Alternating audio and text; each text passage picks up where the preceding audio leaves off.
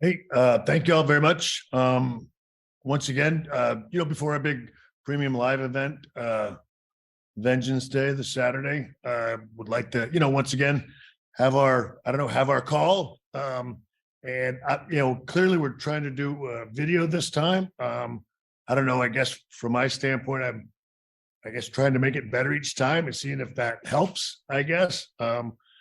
Hopefully, the idea, I don't know, the genuineness of these things doesn't lose its value. But I felt like I had to wear like a jacket and the hat and look somewhat professional.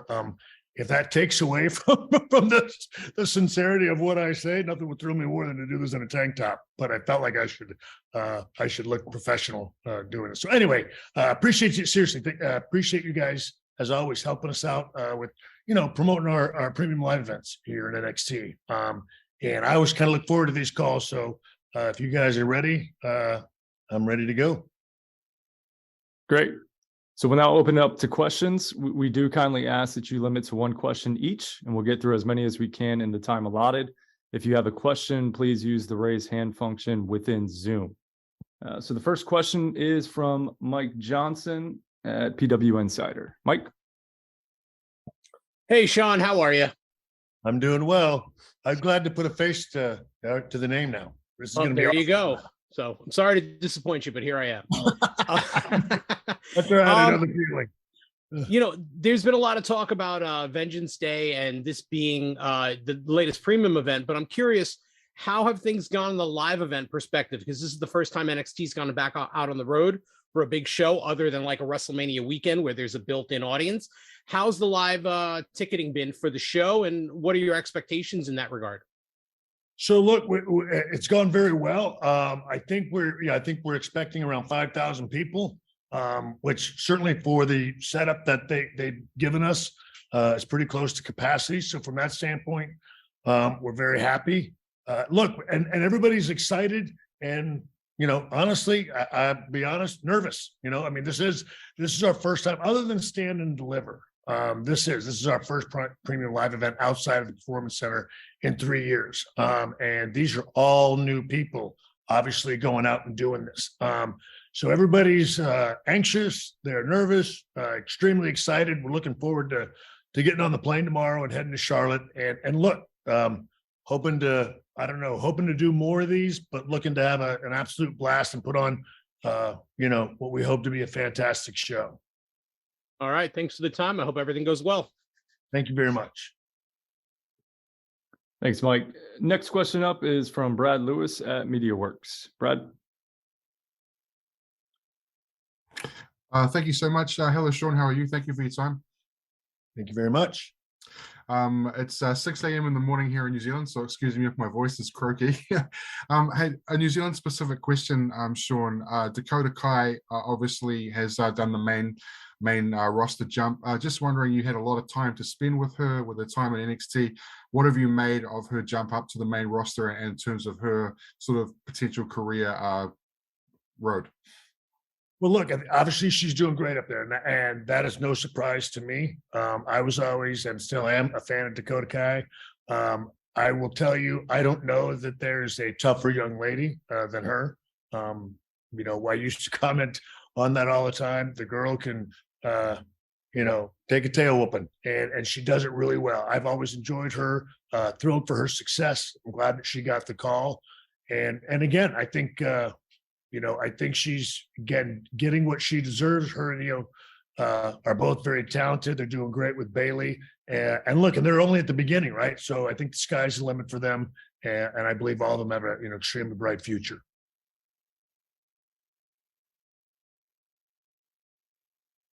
Great. Our next question is from Alistair McGeorge at Metro. Hi, Shawn. How's it going? Doing very well. Good. Last time I did one of these calls, you could only kind of vaguely comment on the idea of William Regal coming back into the fold. So I was wondering, now he's kind of officially back, how is it having him back? And has he been doing much at the PC over the last few weeks in between being on the road? Yeah, so it's great to have him back. And again, I got to see him at Raw. And he's, he hasn't been down here a bunch, obviously because he's been busy, but at the same time, thrilled. Again, for us, it's, it's having him home where he belongs. Obviously, he's always welcome here at the PC. Everybody loves having him here. But quite honestly, look, it's one of those things that, like a lot of people, it was a very nice homecoming. For all of us, to get to see him. He's what he's what we consider an OG here, and obviously, more than anything, that's when the real life stuff all matters to us. It's great to have him here. He's comfortable back home, and like I said, we're looking forward to having him down here on a more regular basis. Obviously, he hasn't had the opportunity to do that, but he's still getting his feet wet, in his new role. But he knows, obviously, the invitation is always open down here, and he's welcome anytime. Thank you. Great. Our next question is from Shawn Ross Sapp at Fightful. Shawn. Hey, Shawn, thanks for doing this. We have seen NXT talent return to the Royal Rumble. The word was last year that sort of a decree was made that they wouldn't be used. This year, we saw several in the Women's Royal Rumble, none in the men's. Do you have any insight on the process of that? Like, do you recommend them? Do they specifically ask for them? How does the process of deciding who is in the Royal Rumble from NXT exactly work? Yeah, look, it's made by the guys upstairs, obviously the main roster folks. That's one of those things that we obviously, let them know who we have available. I'll say this, I never want to, make anybody insult anybody's intelligence. Yes, I give whatever advice, opinion, recommendations, and I recognize that sometimes it's, it matters a great deal and other times it doesn't. I think they had a pretty good idea who it was they wanted this year. Obviously they asked us our opinions. We certainly gave them, but for this year, it was a matter of who it was that they wanted. And then a couple backups for alternates and stuff like that, just in case something were to happen. And they only needed women. It's my understanding. Again, they had plenty of the men. We always look for us. It's a great opportunity for NXT to have anybody up there. But I'll be honest, it's always the main roster call as far as what it is. Anything has to do with our talent going up there. It is more often than not a main roster call. And then obviously when we're looking for main roster folks to come down here, that's me, making a request. And for the most part, it usually being granted, other than there being conflicts in talent schedule and whatnot. Thank you so much. My pleasure. Thank you. Our next question is from Nims Azor at SEN Radio. G'day, Shawn. Greetings from Australia. Hello there. Now, obviously, this continent is very, very excited for the main event, and when Grayson Waller takes on Bron Breakker in the steel cage match. Like we in Australia, we know how good Grayson is. We've seen what he does here, and he's been causing absolute mayhem in NXT since he became the #1 contender. He's young, he's cocky, he's very, very confident in himself.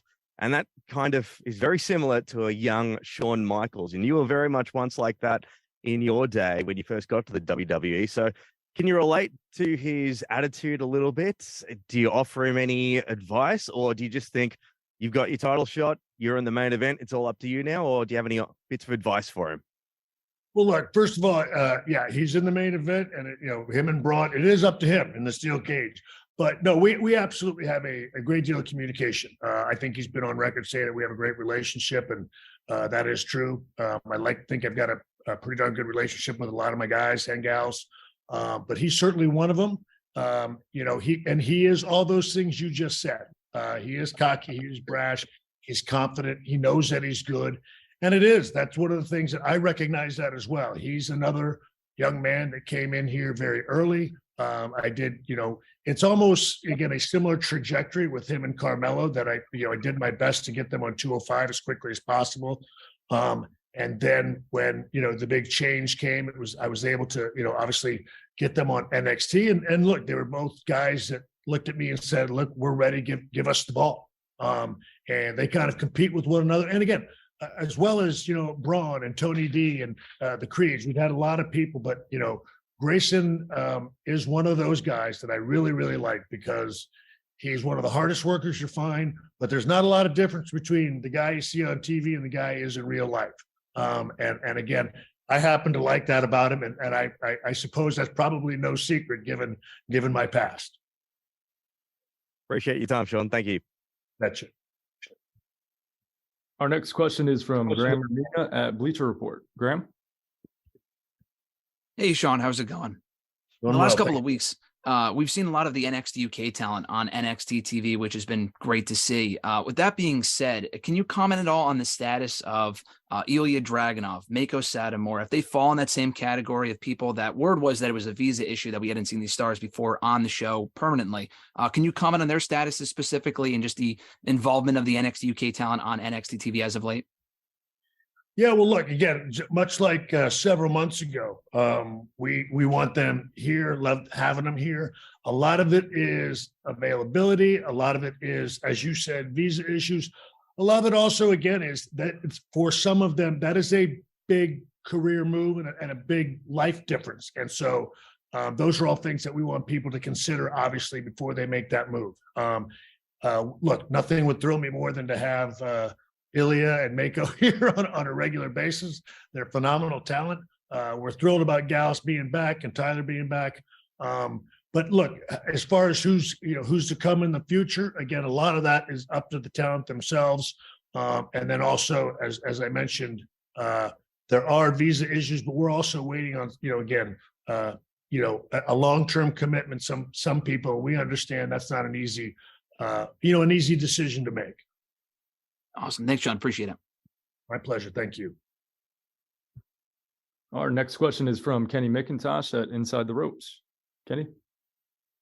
Hey, Shawn. How's it going? Going very well. I just wanted to ask you about the New Day. Obviously, they won the NXT Tag Team titles at Deadline, and they're still in NXT and on SmackDown. Is that something you want to see more of? See more people come down and sort of be regulars in NXT? And how does that process kind of work of getting them to do both? Well, again, that goes back to, again, certainly a request from our standpoint, and again, seeing if it works for everybody, their schedules, and also, just storyline wise, that's something that main roster and we have to get in sync or even see if it works. Look, we always enjoy having main roster talent down here. Obviously, it helps us in a lot of different ways. Clearly, I always try to, it's very tough sometimes. You'd love to have them here, I guess, all the time, and maybe that might help from a rating standpoint and things of that nature. But I always try to keep it at sort of our, core level here is that we are developmental, and so it's got to work obviously for the main roster. But I also like to get people that are ready and willing to be ready to teach and to help, and to help talent develop. And that sometimes is more than just a one-shot deal. That's what's been so great about New Day is having him down here for an extended amount of time, not only from a ring time, but also, again, just for talent being able to talk with them. There's so much wisdom and knowledge that Xavier and Kofi can give our talent outside of the ring, let alone in the ring. And so, like I said, there's none of them are all the same. You know what I mean? They're obviously for different talent. We make different requests, but obviously we want to have as much of that as we can. I think you're going to obviously always see it, going forward. Again, because it's helpful, I think, to everybody. And so, I don't think it's anything. I wouldn't be surprised, obviously, if it continues to go on, because, like I said, we are all now very invested in the future, and obviously making sure we have sort of synchronicity and synergy between all the brands. Thanks, Shawn. Appreciate it. Thank you, sir. Great. Our next question comes from Adam Silverstein of CBS Sports. Adam? Hey, Shawn, thanks for taking the time. One of the questions we get asked most frequently is when Alba Fire is either going to get elevated into a top spot or even move out of NXT. And while obviously the latter is not exactly in your hands, given her immense level of talent and experience, how do you view her within the roster? So look, I've always, I worked with her in the UK, and Right. she's the longest reigning UK champion I think there is. So obviously, I'm a fan. But look, also again, I'll say this: at different times, we've been throwing some different curveballs here, and I have to try to do my best to get wood on as many of them as I can. And in her situation, obviously from coming over here from the UK, changed midway through. So we tried to adjust to that. And anytime you make those adjustments, whether it's a name change or a character change, there's obviously a rough period that you go through before it smooths out.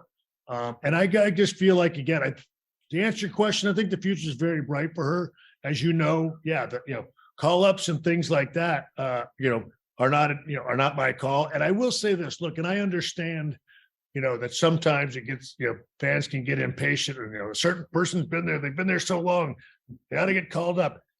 Time doesn't make someone always better. You know what I mean? Doesn't make them, a better worker sometimes. And that is not a prerequisite to being moved up. There has to be somebody that sees a spot, an opportunity, you know what I mean? A storyline. And so look, hopefully those things do work out for her. And quite honestly, for me, quite a few others down here. And look, I'll say this, I got my fingers crossed that, maybe around WrestleMania, we'll be having some talks about something and some shakeups and some rosters. But as I say right now, I just do the job I'm told to do, man, and do the best job I can. Appreciate it. You bet. Our next question comes from Marco Ercole with the Corriere dello Sport in Italy. Marco? Hey, Shawn, how are you doing? Doing well. My question is for Italy. What will be the next steps of NXT Europe, and how many chances are there to see events in Italy? Well, look, the next steps for NXT Europe is, again, we are moving forward. And that's one of the things, again, we're starting to get, I guess, what we call the infrastructure in place. So to me, I think that's always a positive thing. And obviously looking for venues and dates and things like that. So we are moving forward on it. Obviously, hopefully, in the next couple of months, be thrilled to have an announcement, giving some idea of direction and time. But things are moving forward from an infrastructure standpoint, and we're getting those things in place. And we actually have meetings about that this week. So hopefully find out more information on that as well. Thank you. Our next question comes from Louis Dangor from Give Me Sport. Louis? Hi, Shawn. Thank you very much for taking the time. I wanted to ask very quickly. Obviously, it seems like there is a lot more kind of collaboration between the main roster and NXT now than perhaps there has been before. Are you actively having discussions with Triple H now about main roster call-ups? I know they kind of happen traditionally throughout the year, but around kind of WrestleMania time, which seen as obviously the season premiere, call it, and the season closer, that's normally a time when people start getting called up. So is planning already going ahead for that? And are you having discussions, or is that something perhaps kind of your visit down the line? That's something again, it's one of those ones where I'm hoping for a visit down the line. I'm with you, and look, and I'll say this, I know it, I know at times not everybody always believes me, but again, we've texted probably 2 times in the last several months with the schedule and everything else. I do know that, per tradition, as you say, usually around WrestleMania is when people feel that, those call-ups and things like that are possible. That's my feeling as well. That's my hope. But right now, there's been no information given on any of that kind of stuff right now. And I will say, look, everybody is concentrated, on WrestleMania. This is a big year. This is a big year for Hunter and for obviously all of us here in the WWE. And so, sort of all hands are on deck to make sure things go as well as they possibly can. And look, we want to obviously still dot every I and cross every T that we can. But I just know this. I'm his buddy, and I know the pressure that he's under. So I'm just doing my best to kind of stay out of his hair, man this ship down here to the best of my ability. And I don't want to be a fly in any ointments. So right now, whenever it is they're ready, to talk, we're obviously here, always ready to go. Our next question comes from Bill Pritchard from WrestleZone. Bill? Doing well. Yeah, no, I don't. I mean, I can't, I have no way how they determine how long people go in. Look, I'll say this again. I suppose if I were to, I don't know, to be a pain in everybody's backside and ask, I could find out that stuff. But no, look, I mean, the Rumble is sort of done, obviously, in advance. I think they always kind of have their idea of how they want it to go. Again, pure speculation on my part that, they feel like, hey, let's highlight a couple, NXT talent. Which ones do we want them to be?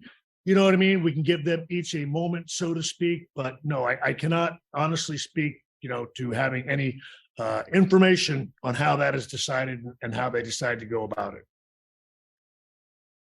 Okay. Our next question comes from Maddie Paddock at the Daily Star. Maddie. Hi, Shawn. Thanks very much for the time.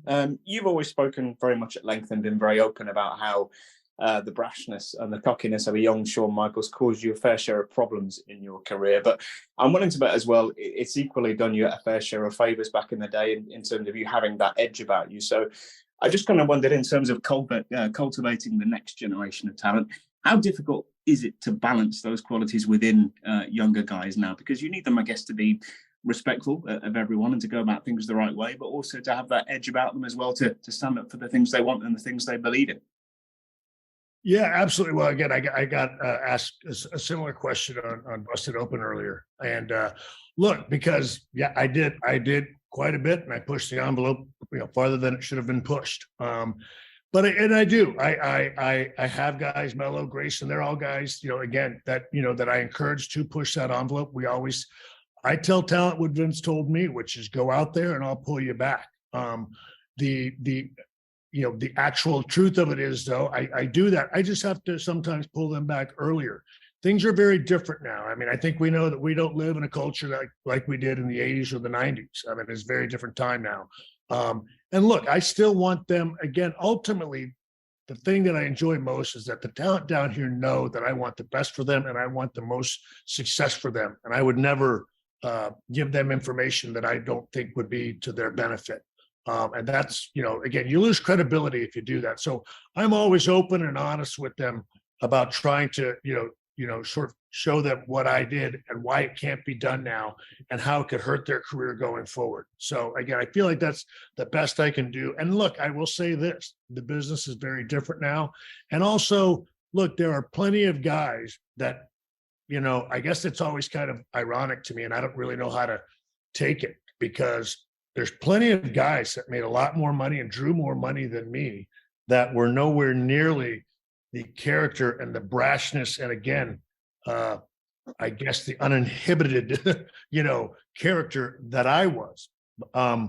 So I try to have them focus on that, focus on, I guess, the dollar sign. But so many people focus on the ability to do what I did, which not a lot of people either could do, would do, or should have done. I don't never know where the correct answer is in that. But the reality is, you can have more success, certainly money-wise, on the other side. Why not go for that one? You know what I mean? I guess I'll always have, this little area over here where nobody was more shameless on television than Shawn Michaels, I guess. But I mean, I want them to aspire to do more than that. I hope that answers the question. Yeah, brilliant. Thanks, Shawn. Our next question comes from Christian Bruns at Power Wrestling. Christian? Hey, Shawn. Good evening from Germany. Hello there. So Mandy Rose's title reign came to an abrupt ending with her departure in December. How do you reflect on the way she suddenly had to leave the company and then adjusting plans with Roxanne now going into Vengeance Day and doing the triple threat match? Yeah, well, look, obviously not the ideal situation. I will say, I guess if I'm allowed to say it for the record, no, I didn't fire. I can't fire. I can't fire anybody. Only thing correct about any of that was I handle creative. But no, look, it was unfortunate. Obviously, I think Mandy was fantastic for us. I absolutely, enjoyed working with her. She was a phenomenal champion. We would have loved things to have gone differently and been able to build, our story with Roxanne, but I was put in a position to where I had to make a call creatively, and so we did that. And that's one of the things that that I've learned doing this job is nothing comes before the brand, and we have to put those things forward, and that's what we did. Roxanne was certainly where we were going, regardless. We just went a few weeks earlier than we expected to, and but the great thing is now we're right back on course. And I will say honestly, I think the world of Mandy Rose. She was nothing but phenomenal with us. We'll miss her, but we are thrilled about Roxanne Perez being the NXT Women's Champion, taking us into the future. Our next question comes from Josh Nason at Wrestling Observer. Josh. Hey, Shawn. A lot of NXT talent has got called up to main event spots, WWE main event in the last year or so. Really cool to see. And I was curious, are you the process and how that's communicated? Is that you that tells them that they're going to get their main roster debut? And what's your involvement in that process? I imagine that it must be a pretty special moment for whoever gets to deliver that message that, they're getting their call up and their opportunity in the WWE. Yeah. So, well, look, gosh, I don't want to say, I don't, 6 months ago, Drake Maverick, obviously, is sort of the gentleman that handles main event up there on the main roster. And at a particular point, I think, he and Hunter had talked and they wanted to start using NXT people, whoever we felt was ready and up for it, on main event. And so that's sort of something that's kind of become a regular thing over the last several months. I would love to, I give the honor of giving good news to our head writer. He's the one that gets to tell everybody. I try to, if everything sucks, it comes to me. If everything goes well, it's all of us. That's just sort of the gig. So our head writer gets to deliver the news. Obviously, they're obviously thrilled about it when they go. I think it's a great experience for them. Just to be in that environment, much like our ladies at the Rumble, every now and then, I think to let them see sort of, the other side and what that looks like. I think that keeps them hungry. I think it keeps them striving to want to get there and keeps them encouraged for the future. So look, that has been a huge benefit to us down here in NXT, is getting to have them go up there and do that. It makes them, again, you feel like you're actually, a wrestler in the wrestling business when you're getting on a plane, you're going there, you're going out in front of a big crowd. Again, they're getting to sort of meet some of the, Raw and SmackDown superstars. And it's a huge opportunity for them, and it's a huge encouragement. So that's been a huge plus for us to have down here over the last several months. Our next question comes from Miles Schneiderman at Wrestling Inc. Miles. Shawn, pleasure to meet you. Thank you, sir. So there's, Vince McMahon recently came back to the WWE board, and there's been a lot of speculation among the fan base as to what his involvement might be in the creative process going forward. Has Vince had any involvement in NXT creative or WWE creative in general? And do you anticipate him being involved in that process at all going forward? He has not, and I don't think so. I'd imagine Vince has probably got bigger fish to fry than us down here in NXT. But no, again, I'll say this: one of the things I enjoy about my job down here is the plausible deniability that I'm allowed to have. That's why I don't ask a lot of questions, because I don't know like I said, I don't want to know the answer to some of them. But again, that's what I love down here in NXT in Florida. But no, and I'll say, look, even back when, again, we were here, he was very good with us down here. You know what I mean? They wanted us, they helped us in a certain way. They guided us in how they wanted it to go. But after that, it was hands off. So, and Hunter, the same thing. Again, they're very good with us down here in NXT. They understand this is a different environment down here. So we're very fortunate to sort of, kind of be independent, no matter who's, running the ship up there in Stamford. They allow us a great deal of freedom down here, which we appreciate. Thanks, Shawn. You bet. Our next question comes from Francesco Palmerini from Tom's Hardware in Italy. Francesco? Hi, Shawn. Nice to meet you. The question is about actually the match card of Vengeance Day. The event will be full of big matches with a lot of show stealer potential. Is there a match you are actually expecting the most amongst them? Yeah, well, look, I think there are a couple, but I guess for me, I'm looking forward to the 2 out of 3 falls with Carmelo and Apollo. I think that one's going to be fantastic. Again, just because I think they're two phenomenal athletes. I love watching those two perform, to be perfectly honest.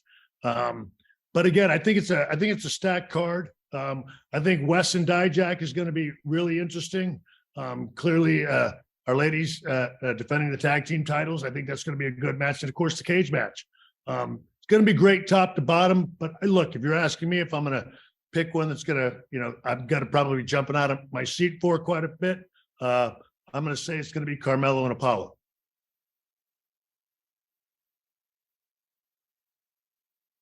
We have time for 2 final questions. The first will come from Dominic D'Angelo at Ad Free Shows. Dominic? Hey, Shawn, thanks for doing this today again, man. Nice to see you again. Hey, so, okay, we obviously mentioned another wrestler from Australia, Grayson Waller, being on the card. Another one that's had kind of an interesting trajectory since being a part of the NXT Breakout Tournament is Duke Hudson, who's now with Chase University and stuff like that. He's got like a good presence, good look, good charisma style. I'm kind of curious to get your thoughts on his development that you've worked with him since then. And where do you see him going for potential moving on forward? Well, so look, it's funny. Duke is quietly one of my favorite guys because, again, I think he was here almost before I got here. Look, he's a big, impressive, handsome son of a gun. And I think there have been times it's been tough for him to get some real traction down here. And I don't know, like I've just always liked him. I've always appreciated him. And I think it was just finding the right fit for him. And also, look, I think I'll say this. I think there were maybe some trust issues there, with him going forward. I think there were times that he was worried creatively he wouldn't be able to have something that he could really sink his teeth into. And I think over time, I hope that I've earned his, trust and his belief and all of that, because again, I think the world of him. I think he's just one of those dudes that he always makes me smile and makes me laugh. So we're thrilled to have him down here. And I think he's been doing just a great job in the Chase U story. And again, I know we have some incredibly exciting things for him in the future. Because I'm smiling because Duke is the guy that just always makes me smile, because there's a very good, handsome guy there. And then there's this dude over here that you always know you got to keep an eye on him. You know what I mean? You can't trust him as far as you can throw him, which makes him so cool to me. So we're very excited about, Duke and what he's been doing with Chase U. Cool. Thank you, Shawn. Have a good show this weekend. Thank you very much. You're welcome. And our final question comes from Steve Fall at 10 Count. Steve? Hello, I'm here with my tag team partner, my baby, because she won't stay. Shawn, it's good to see you. That's why I've been looking at the side there. I've been looking at you and your baby this whole time. That's tremendous. I was waiting to give me and the baby a chance. We got it. Come on, look how cute this thing is. Though in the past NXT events, we've had huge events in the front row. We always see a new wrestler joining the brand. Can you give us a hint? Because you always see rumors online of who's coming, who's going. Are we going to see someone front row, NXT Vengeance Day, sitting there, standing up, waving to the audience? Well, look, I can't. If they're going to be surprises, I can't very well give them away here. I mean, that makes it less of a surprise, doesn't it? I mean, my goodness. Look, I'm going to tell you this much. We're going to have some exciting things for Vengeance Day. That's obviously. But look, I will say this: we've got a lot of exciting things, I think, coming down the pike here in NXT. It's a really good time for us. Look, it's WrestleMania season for everybody here in the WWE. For us, yeah, it's stand and deliver, but it's still, it's still the road to WrestleMania. So this is an extremely exciting time in WWE, and obviously NXT right along with it. This is our first time, like I said, getting out of here in 3 years. We're looking to obviously make this a great show, but then we are very excited about taking Vengeance Day and steamrolling into, stand and deliver in WrestleMania. you know what I mean, in April. So this is a very exciting time. I think everybody's going to enjoy, again, dare I sound like the Schiller here, everybody's going to enjoy every WWE product from top to bottom here in the next coming months. Outstanding. Thank you so much for looking at my baby and answering my question. Yeah, my pleasure. She's adorable. Thank you. Thank you all for joining today. We'll end with final comments from Shawn. Shawn? Well, look, again, I guess I hope, I hope this was all right. I'm sorry that I'm here and sweating and stuff like that. I don't like the suit and the hat, but I do, I don't know. I like the video aspect. I like putting faces to a lot of you guys, and I apologize that, again, that I don't know everybody by name and face. Appreciate the help, honestly, all these times with our premium live events and helping NXT get out there. Look, said, I hope one day you guys will be able to do this in in the same area. You know what I mean? Maybe if everybody comes out to WrestleMania, we can do it at Stand and Deliver and get to know everybody personally. But again, just want to ask you guys to do what you can to help promote our show on Saturday at Vengeance Day. We think it's going to be a hell of a show. We're very excited for the men and women of our brand here. And I hope that you know that, look, again, I get the wrestling business and the cynicism and everything else. And I try to be as honest with you as I can. I do purposely, a lot of times, don't ask because I don't want to lie to you. It's better for me not to know the answers than to lie to you guys, to be perfectly honest. I prefer that. It doesn't bother me not knowing everything. In fact, I like it quite a bit. So for now, I enjoy this relationship. I appreciate you guys helping us out with this. I'm looking forward to doing it after the show. And some honest feedback, man. I got to be honest, even if it's bad, I'd like to hear it on our show. I hope to God it goes well. I want it to go well for these young men and women, and I want it to go well, obviously, for the brand and the company too. So anyway, thank you all very much for helping us out with this. I appreciate it.